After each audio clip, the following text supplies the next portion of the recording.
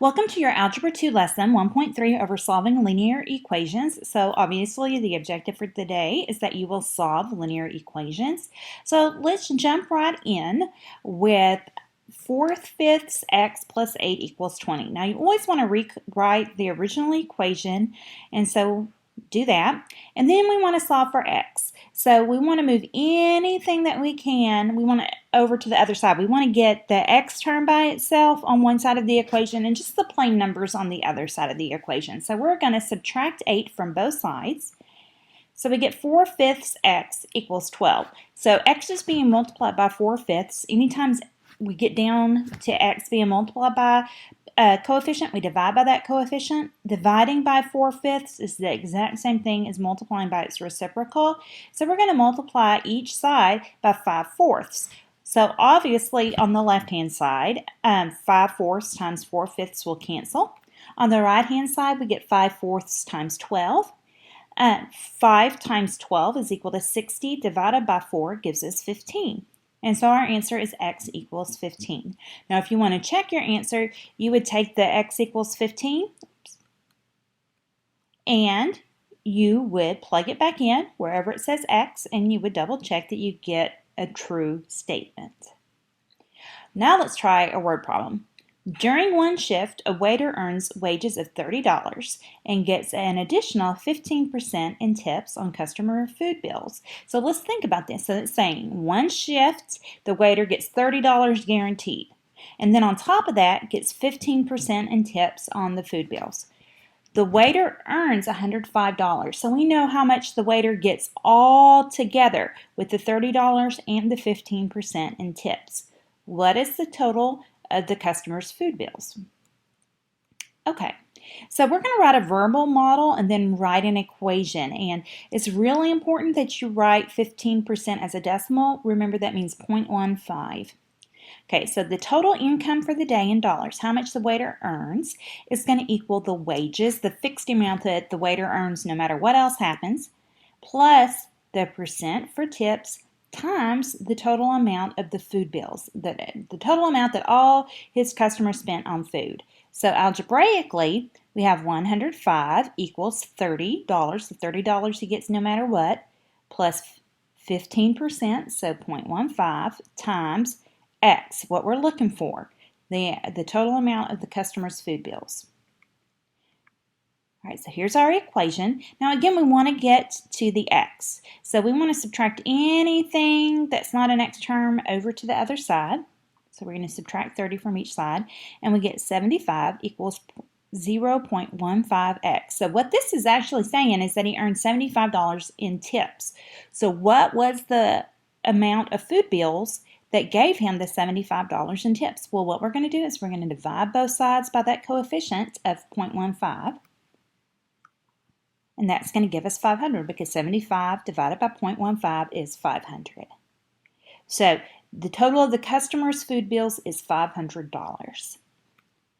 All right, now let's just go back to a regular equation, but this time we're going to have x's on both sides of the equation, and we're going to have to use our good friend, the distributive property. So on here we're solving, and let's go ahead and recopy the original equation. 3 times the quantity 5x minus 8 equals negative 2 times the quantity negative x plus 7 minus 12x. Okay, now before we start trying to move where we get x's on one side and plain numbers on the other, remember you have to simplify each side. So over here we need to distribute the 3, and then on the right hand side we're going to need to distribute the negative 2 across the negative x plus 7, everything in that set of parentheses. So we're going to get 15x minus 24 equals negative 2 times negative x is just 2x. Negative 2 times 7 gives us minus 14, and then we just write down the minus 12x since it was not multiplied by anything. Now on the right hand side we need to combine like terms. We need to do 2x minus 12x is negative 10x. So the left hand side stays the same. All right, now we're ready to start moving. Let's go ahead and get our x's on the left-hand side by adding 10x to each side. So 15x plus 10x will give us 25x, and then we still have our minus 24 equals negative 14. And now we just need to get our plain numbers on the other side. So we're going to add 24 to both sides. And we get 25x equals 10 because negative 14 plus 24 is 10. Okay, x is being multiplied by 25, so we divide both sides by 25, which will give us 10 25ths.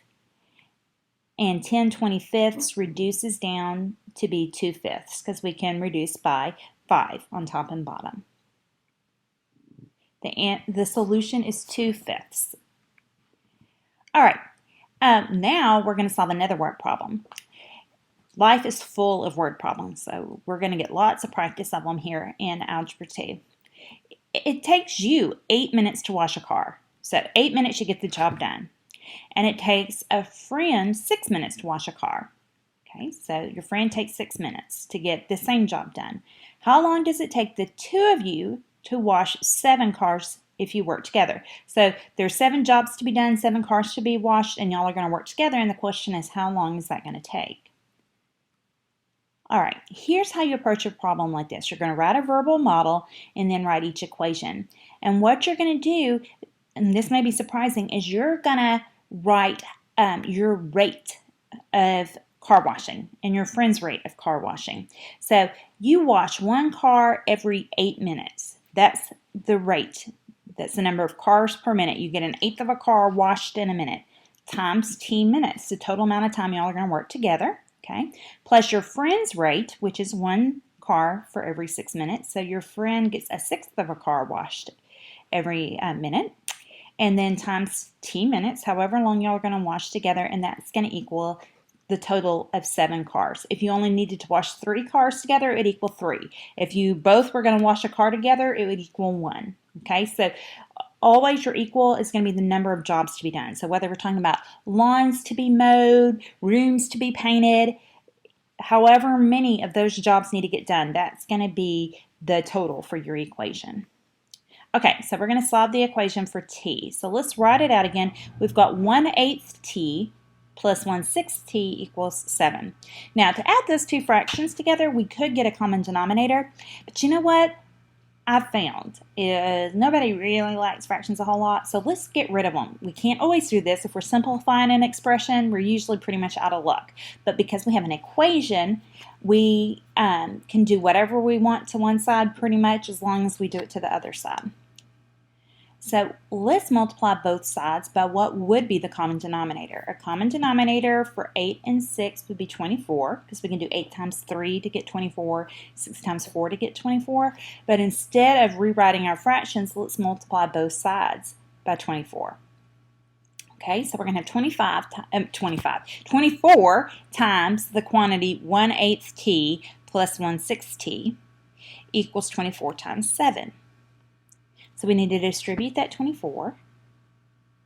24 times 1/8 is 3, so 3t, plus, now I'm going to distribute the 24 to the 1/6. 24 times 1/6 is 4, so I've got 3t plus 4t equals 24 times 7 is 168. So let's add the 3t and the 4t together to get 7t. Equals 168. Now, my left-hand side simplified, my right-hand side simplified. I don't even need to move anything. All I need to do is divide both sides by 7, and we get 24. And so it'll take 24 minutes to wash 7 cars if you work together. So that's pretty good. That's a pretty good deal there. Okay, guys, that's it for examples.